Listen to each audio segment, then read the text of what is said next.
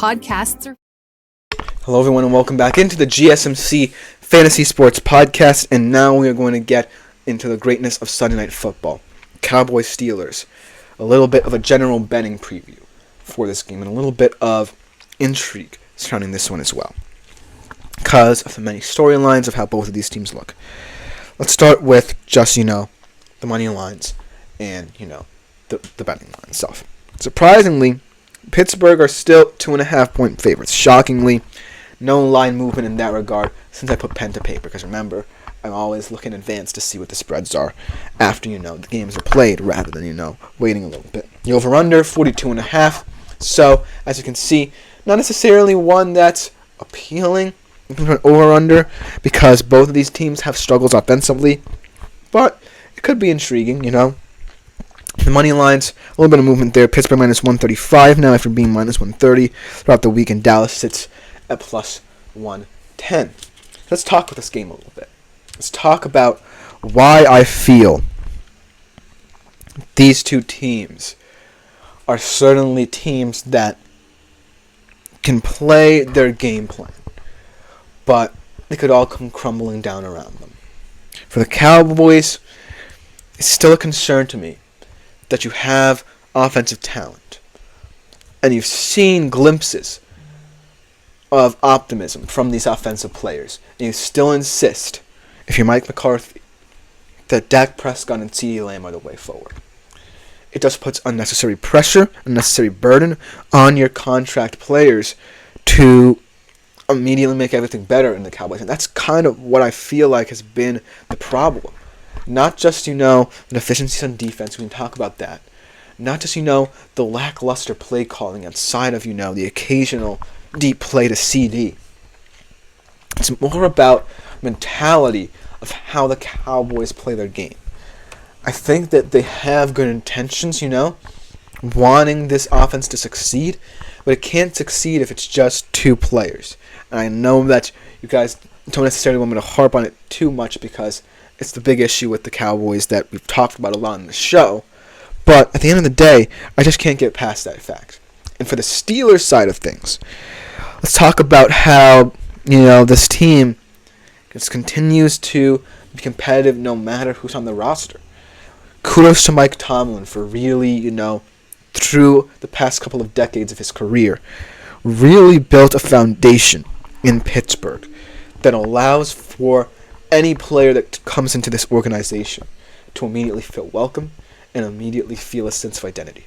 He's done it with Justin Fields, who a lot of people were saying his career was kind of down and out after leaving the Bears. They took a chance on him. After Russell Wilson goes down in training camp, he steps up with the QB1, and you can make the case that he can remain the QB1 when Russell Wilson comes back. Because why bother, with a 35-year-old QB, putting him in that situation where, even though the offense has occasionally had good plays, the offensive line still has issues, and they don't still have the best receiving core. Justin Fields has performed admirably in this offense for what it is. And so, I'm looking at the Steelers as a team that can week in and week out come with a decent game plan to, if everything goes right for them, if their defense is perhaps the best defense in the league, if you consider it, much like what the Browns did last year, and the timeliness of what Justin Fields is doing on the offense. Not necessarily turning the ball over that much, although there were concerns about that in the Indy game. Trying not to take too many deep shots down the field, relying on his running game as well, to the tune of being the 10th rushing offense in the league. I feel like Pittsburgh is well equipped to win this game at home on Sunday night. Why not them? Because when I look at the Cowboys, right? Yes, I could talk about all the deficiencies of their offense. What's going wrong with them? I also have to point out the injuries as well, because the injuries are concerning as well. DeMarcus Lawrence goes down, Michael Parsons goes down in that game against New York, and Trayvon Diggs in that game against New York. Dehydration, so there is concerns with the health of this defense. But not for nothing, they haven't been performing well with even their big stars on the field. They're only 26 against the run, which Pittsburgh will love to exploit. And I feel like the Cowboys right now just aren't a team well equipped to, handle smash mouth football. And if that's the game script, look for them to lose a lot more games than we expect. Right now, I can see them going 8-9 the rest of the way. Just because of the fact that if they don't show up their run defense, teams will take advantage of that. And Pittsburgh has many ways to take advantage of that. Yes, Najee Harris has not been good all year. Yes, Justin Fields, you kind of want to protect him in this offense because you don't know what's going to happen if you have more read option plays with him involved. You don't want him to go down and, have a QB conundrum much like the Miami Dolphins. You definitely don't want that to happen. So, right now, I kind of feel like this game, all momentum's going Pittsburgh's way. But the one silver lining for the Cowboys is the fact that, Dak knows that it can't just be all about him and CD. And I've repeated this same mantra week in, week out, talking about the Cowboys. If Dak, plays outside of structure, if Dak, kind of overrides McCarthy a little bit, kind of gets in his grill a little bit and says, you know what, this offense is not where it needs to be. It can't just be about two players trying to carry this team to the promised land. It has to be about, working in guys like Ferguson, working in guys like Cooks, working in guys like Dowdle, working in guys like even Zeke out of the backfield. If Dak Prescott can bring some sense into this Cowboys offense, then they might be clicking again. But there is no sense to them. And I'm repeating myself a little bit here. I know it's cliche to repeat myself so often about this team, but that's the simplicity of it. You have a way for this offense to develop and mature, but the insistence worries me. And if your defense isn't playing well when you expected them to, even with the injury woes, you can't just heap more and more pressure onto the offensive side of football. So, I'm not saying this is a must-win game for the Cowboys, but it certainly feels like it could be if the Commanders are for real, and the Eagles fix their own offensive woes. I mean, the Giants might be out of it by the end of this weekend, but the NFC East is looking far more competitive than people expected. And the Cowboys are looking far worse than people expected. So not for nothing, what I want to see out of the Cowboys is at least an attempt to get many different players involved, especially in the red zone, because they've struggled a lot in the red zone trying to get different people open. Yes, there was a touchdown to Dowdle on a screen pass against the Giants, and I like that about their offense. Try and get your running backs in open space. I'm all for that. But there's got to be more to that. There's got to be more ways this offense can operate. Because Pittsburgh Steelers, yes, you can exploit them. The defense really did not look very good against the Indianapolis Colts once Joe Flacco came in. And, I don't know how long, Justin Fields can walk this tightrope. But I just can't for the life of me think of a way where Dak Prescott is brave enough to say, hey, I can have a say in this offense. I'm going to start a big contract. I'm the highest paid player in the NFL. And I want this team to get right on the offensive side of football. And so, looking at that aspect of it certainly makes this game weird. For the Steelers, in terms of the playoff picture as well, in terms of the landscape of the AFC North, I expect things to get crazy. The Ravens playing the Bengals this weekend as well, and a nice matchup there. And the Ravens, not for nothing, if they win, the Steelers lose, then they take over first place, I believe.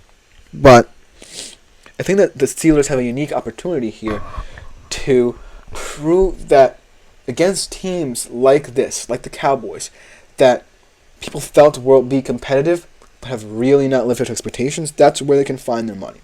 That's where their game plan, keeping the ball safe on the offensive side of the football, and timeliness on the defense, and get them surprising wins. It's what's got them surprising wins thus far. Think about the Falcons game. No offensive touchdowns, the defense stepped up. Even think about the Saints game, the game that they lost. The offense still looked good until, more problems for Justin Fields came, but I digress. And I just feel like the Steelers have more ways to win than anybody in the league. they're a very mysterious team because nobody knows what to make of them because they play a horrendous kind of anemic style of football. But it still gets you wins. And it's still a system that works, especially in games like this, especially in primetime games, when you want to put the league on notice. So, in this game, I like Pittsburgh. I like Pittsburgh minus 2.5 here. I really think that the Cowboys will not look good. On both sides of the football, mind you. And not for nothing, I feel like this game will definitely hit the under. There will be glimpses of optimism for both offenses. What I mean by that is there will be some plays where I'm proud of Dak for, getting the ball with different weapons. There will be some plays that will frustrate me with Dak. The same thing goes for Justin Fields. There will be some plays where he makes the right decision. There'll be some plays with the fumble against the Colts where it's a bit boneheaded from him. But all in all, this game, yes, is not going to be appealing in terms of point production. They will be at a premium, unlike last night's game, so to speak. But that plays into, yet again, the Steelers' hands. Win this game, and the Steelers have earned my respect, and not for nothing, there are some winnable games left on the schedule for this team that can put them and keep them in the playoff picture. It's all going to come down to how, the Bengals can come bounce back, because I think they can, and the Ravens look against them. So, who knows what the AFC North will look like. But I do know the Cowboys certainly are a team that feels very vulnerable right now. And if they lose this game, I feel like they could be done in terms of the divisional race for the NFC East. The Commanders, yes, they have some tough games coming up. They have a very, very manageable schedule. They still play the Giants twice. They still play the Cowboys twice to prove their point. And so, I feel like there's more margin for error for the Cowboys in this game. The Steelers are playing with house money. They're at home. Nobody expected them to look this way. Nobody expected Justin Fields to work in this offense. So why not them? Why not them to prove that they can hang tough, if anything, to live by in this game? Let me know what you think in the comments, because, I'm still giving the Cowboys the benefit of the doubt. They still have a lot of talent on the offense side of football that can keep them in games, but I'm not convinced right now of what I'm seeing from Jerry World. But to end the day's show in the week here on the GSMC Fantasy Sports Podcast, we're going to go over some stardom serum. Fantasy advice for this upcoming game. Who to start and who to bench.